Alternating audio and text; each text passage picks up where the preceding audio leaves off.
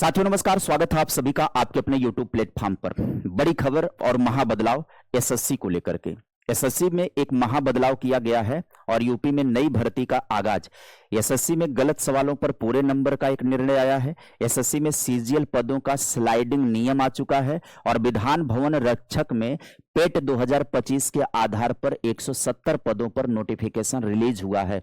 बने रहिएगा सेशन में, आपको सारी जानकारी एक एक करके मैं प्रदान करने वाला हूं। चैनल पर पहली बार होंगे सब्सक्राइब कर दीजिएगा, वीडियो को लाइक कर दीजिएगा। इस तरीके से इंफॉर्मेशन आप सभी को मैं इस सेशन के अंदर देता रहूंगा। इस चैनल पर आप सभी को किसी भी विभाग की कोई भी नई वैकेंसी, कोई भी नया बदलाव, कोई भी नया नियम, हाईकोर्ट का कोई, सुप्रीम कोर्ट का कोई निर्णय, वो सारी सूचनाएं आप सभी को इस प्लेटफॉर्म के माध्यम से मैं प्रदान करता हूं। तो मैं आपसे अपील करूंगा, निवेदन करूंगा कि आप मेरे चैनल को भी सपोर्ट प्रदान करते रहें और जानकारियों को एक ही प्लेटफॉर्म पर संपूर्ण रूप से प्राप्त करते रहें। पहले हम बात कर लें एसएससी सीजीएल 2025 के पदों को खाली रहने से रोकने की एक नई स्लाइडिंग व्यवस्था लागू हो गई है।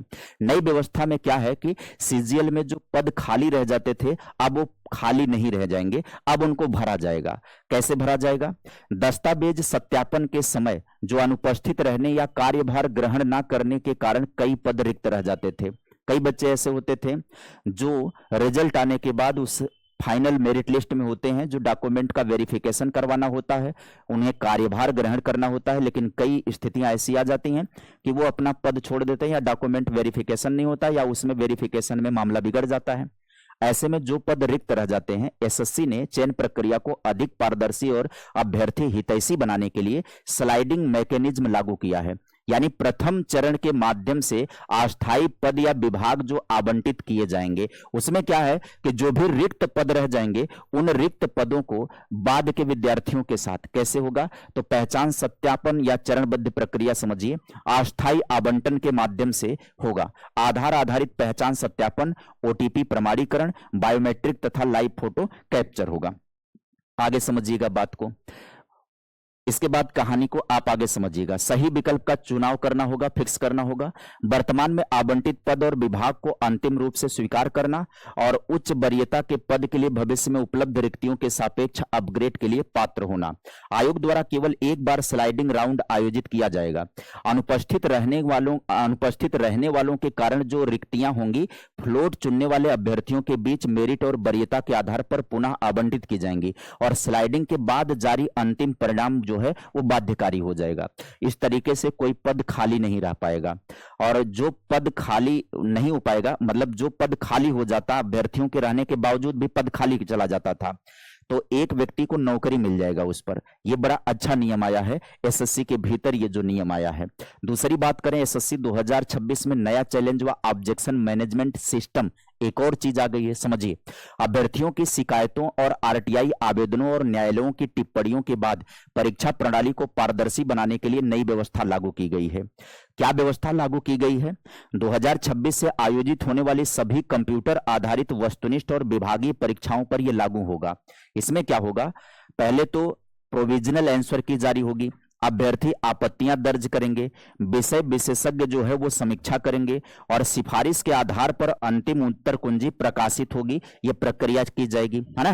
तो इसका मतलब यह है कि ऑब्जेक्शन मैनेजमेंट सिस्टम को, नए चैलेंज और ऑब्जेक्शन मैनेजमेंट को लागू कर दिया गया है। एसएससी की नई गाइडलाइन के तहत गलत या अस्पष्ट प्रश्न पर मिलेंगे पूरे अंक। ऑब्जेक्शन सही पाए जाने पर अब उस पर पूरे अंक विद्यार्थियों को दिए जाएंगे। जो भी अभ्यर्थी परीक्षा दे रहे हैं उन्हें पूरा अंक प्राप्त होगा। गलत और अस्पष्ट प्रश्नों पर किसे अंक प्राप्त होंगे, तो एक बार नियम तालिका समझिएगा। स्थिति 1, प्रश्न अस्पष्ट, त्रुटिपूर्ण या बिना सही विकल्प के हैं। स्थिति 2, एक से अधिक सही विकल्प होने पर। स्थिति 3, गलत विकल्प चुनने पर। और स्थिति 4, आउट ऑफ सिलेबस, पाठ्यक्रम से बाहर प्रश्न पूछने पर क्या होगा? परिणाम होगा कि प्रश्न निरस्त हो जाएगा और सभी अभ्यर्थियों को पूरे अंक, चाहे उत्तर दिया हो या ना दिया हो, प्राप्त होंगे। परिणाम क्या होगा इस कंडीशन में? अगर किसी एक प्रश्न के एक से अधिक विकल्प सही हो रहे हैं तो वहां पर जिन्होंने किसी भी सही विकल्प को चुना है उन्हें पूरे अंक प्राप्त हो जाएंगे। तीसरी कंडीशन, गलत विकल्प चुनने पर नियमानुसार नकारात्मक अंक दिए जाएंगे। तो ये बात हो जाएगी कि अगर गलत चुना हुआ है तो परिणाम ये होगा कि नेगेटिव अंकन किया जाएगा। परिणाम, प्रश्न से हटकर सभी अभ्यर्थियों को अंक दिए जाएंगे, हालांकि यह बहुत दुर्लभ कंडीशन बन गई है। अनुवाद और त्रुटियां, आपत्तियों की समीक्षा की बात करें तो हिंदी या अन्य भाषा में अनुवाद संबंधी त्रुटि है तो उस भाषा के अभ्यर्थी को मूल्यांकन से अलग कर दिया जाएगा। यदि पंजाबी भाषा में प्रश्न अस्पष्ट है लेकिन अंग्रेजी में सही है तो केवल पंजाबी माध्यम के उम्मीदवारों के लिए उस प्रश्न पर अलग से निर्णय लिया जाएगा। ये जो एसएससी का निर्णय लिया जा रहा है, आपत्तियों की समीक्षा पर जो बात की जा रही है, इसे ध्यान से समझ लीजिएगा। अगर कोई विद्यार्थी पंजाबी भाषा में अपना पेपर दे रहा है तो पंजाबी भाषा में अगर प्रश्न अस्पष्ट है, अंग्रेजी में सही है, तो केवल पंजाबी माध्यम के उम्मीदवारों के लिए ही उस प्रश्न पर अलग से निर्णय लिया जाएगा।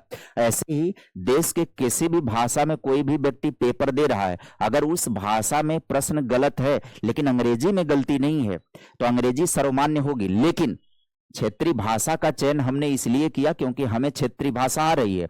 अब अगर उसमें प्रश्न में गड़बड़ी है तो हमारा अधिकार बनता है, राइट बनता है कि हमको उस प्रश्न पर कॉमन नंबर मिले।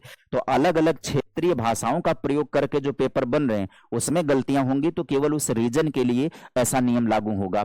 हाँ, आपत्तियों की संख्या नहीं बल्कि उनकी गुणवत्ता और तथ्यात्मक मजबूत महत्वपूर्ण होगी। एक ठोस आपत्ति स्वीकार होगी, बड़ी संख्या में कमजोर आपत्तियां खारिज हो जाएंगी। अति सूक्ष्म त्रुटियां, तकनीकी या अति सूक्ष्म त्रुटियों पर प्रश्न निरस्त नहीं होंगे। यदि प्रश्न का आशय सामान्य समझ वाले अभ्यर्थियों के लिए स्पष्ट होगा तब नहीं निरस्त होंगे, और यदि प्रश्न अस्पष्ट होंगे, प्रश्न में गलती होगी, तब वो प्रश्न निरस्त कर दिए जाएंगे, कॉमन नंबर दे दिया जाएगा। एक और खबर के तहत यूपी ट्रिपल एससी के तहत विधान भवन रक्षक व अग्नि रक्षक भर्ती में 170 पद का विज्ञापन आया है। यहां आप देख सकते हैं अखबारों में कि विधान भवन रक्षक व अग्नि रक्षक के 170 पदों पर भर्ती की जाएगी। उत्तर प्रदेश अधीनस्थ शिक्षा सेवा चयन आयोग द्वारा विधान भवन रक्षक और अग्नि रक्षक के 170 पदों पर रिक्तियों को प्रारंभ कर दिया गया। कल इसका नोटिफिकेशन जारी कर दिया गया। ऑनलाइन आवेदन 9 जून से प्रारंभ होगा। ऑनलाइन आवेदन की अंतिम तिथि 29 जून होगी और शुल्क समायोजन और फॉर्म संशोधन की अंतिम तिथि कौन सी होगी तो यहां पर 6 जुलाई होगी। इसमें क्या शैक्षिक योग्यता की बात करें तो इसमें अनिवार्य पीईटी लागू होगा। प्रारंभिक अर्हता परीक्षा पेट 2025 के आधार पर होगा। स्कोर कार्ड जारी हो चुका हो, शॉर्ट लिस्टिंग पेट के स्कोर पर आधार की जाए। न्यूनतम शैक्षिक योग्यता की बात करें तो इंटरमीडिएट या इसके समकक्ष उत्तीर्ण होना जरूरी है। उम्र सीमा की बात करें तो 18 से 40 वर्ष के बीच हो। छूट चाहने वाले अभ्यर्थियों को प्रमाण पत्र अपना तैयार रखना होगा। जो भी छूट होगी, है ना, कैटेगरी के जो भी बच्चे छूट चाहते हैं उन्हें अपना आवेदन तैयार करना। परीक्षा पैटर्न और आवेदन शुल्क की रूपरेखा की बात करें तो लिखित परीक्षा होगी कुल 100 अंकों की। परीक्षा की अवधि 2 घंटे की होगी। नेगेटिव मार्किंग लागू होगी इसमें, और आवेदन शुल्क मात्र 25 रुपया। सभी वर्ग के अभ्यर्थियों के लिए आवेदन शुल्क मात्र 25 रुपए है। नोट कर लीजिए कि मुख्य परीक्षा के लिए शॉर्टलिस्ट किए गए अभ्यर्थियों से अलग से शुल्क लिया जाएगा।